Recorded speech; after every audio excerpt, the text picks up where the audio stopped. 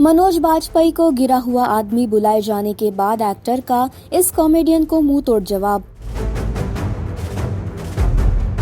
कुछ इस तरह दिया अपना रिएक्शन। क्या है पूरा मामला, आइए जानते हैं।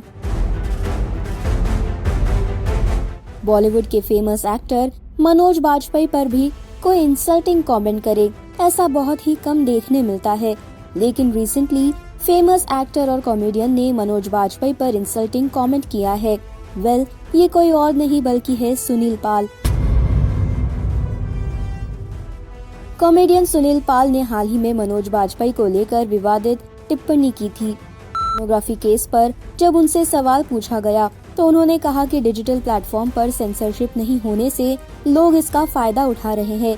उन्होंने मनोज बाजपेयी को गिरा हुआ आदमी और बदतमीज कहा। यही नहीं, उनकी वेब सीरीज फैमिली मैन को पॉर्न बता दिया। लेकिन अब मनोज बाजपेयी ने इस पूरे विवाद पर अपनी राय व्यक्त की है।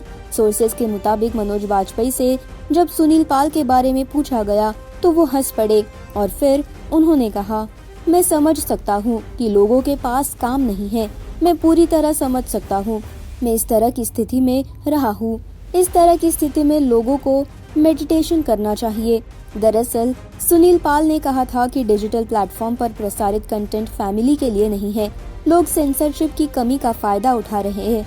उन्होंने कहा था कि मनोज बाजपेयी कितना ही बड़ा एक्टर होगा, कितने ही बड़े अवार्ड्स मिले, पर उससे ज्यादा बदतमीज और गिरा हुआ आदमी मैंने नहीं देखा।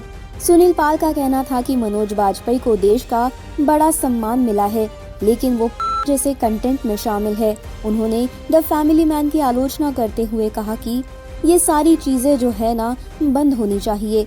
ये भी एक है, सिर्फ दिखाने का नहीं होता, विचारों का भी पॉर्न होता है। लेकिन इस पूरे मामले के बाद सुनील पाल ने मनोज बाजपेयी के फैन से माफी भी मांगी। फिलहाल इस पूरे मामले पर और मनोज बाजपेयी के मुंहतोड़ जवाब पर आप हमें बताएं अपनी राय। Also do like, follow and subscribe to Bollywood Now on Facebook, Instagram and YouTube.